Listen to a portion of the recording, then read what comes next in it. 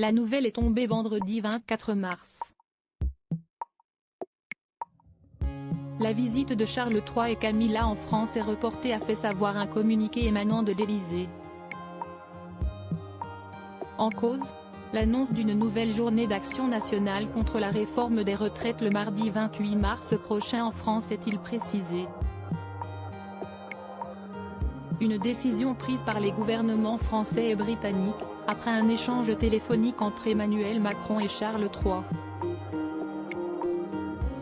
À Bordeaux, au château Smith-au-Lafitte où devait se rendre le nouveau monarque anglais et son épouse, si est-il la déception. Jointe par Gala.fr, Florence Catiard, la propriétaire des lieux, accuse le coup.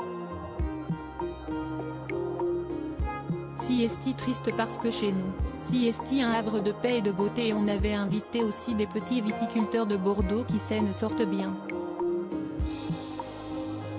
On était prêt à montrer des gens qui ont le moral, qui avancent, regrette celle qui est à la tête de cette belle entreprise française labellisée Epivie, entreprise du patrimoine vivant, et qui aurait tant plu à Charles III, amoureux de la nature et pionnier sur les questions écologiques. On a été appelé par l'ambassade, qui était triste aussi.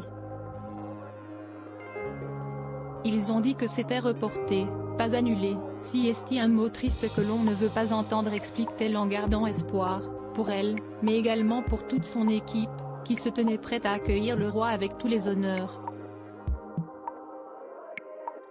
Florence Catiard veut rester positive. Nous sommes un peu tristes, mais comme la visite est reportée, on compte bien qu'ils viennent nous voir, fait-elle savoir enjouée. Charles III était attendu comme le messie dans ce domaine viticole bordelais. Une visite organisée des semaines à l'avance. La propriétaire des lieux avait même été formée à la révérence, comme elle le confie en souriant. On a reçu plusieurs fois les gens des deux ambassades, le secrétaire particulier du roi qui est très sympathique, et le chef du protocole. Si est une visite qui se préparait depuis au moins 7 à 8 semaines, révèle-t-elle. Charles III n'aura donc pas le plaisir de découvrir ce château magnifique, très vert à cette période de l'année, où les premiers bourgeons pointent le bout de leur nez.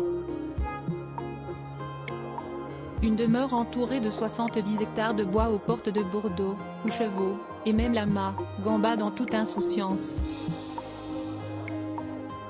Ce joli cadeau qui attendait Charles III et Camilla au domaine, c'était bien pour nous, pour Bordeaux, pour les viticulteurs français.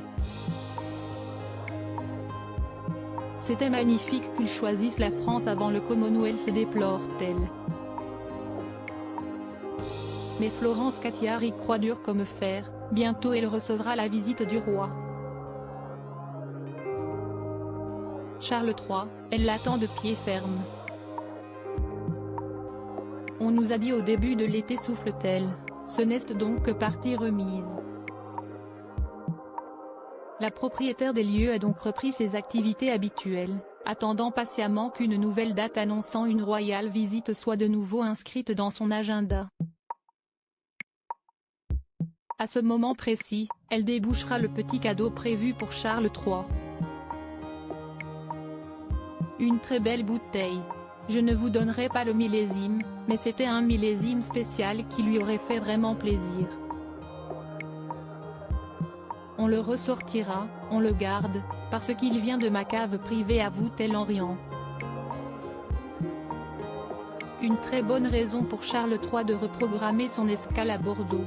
Crédit photo, Château Smith-au-Lafitte, droit d'auteur Luc Pissonneau.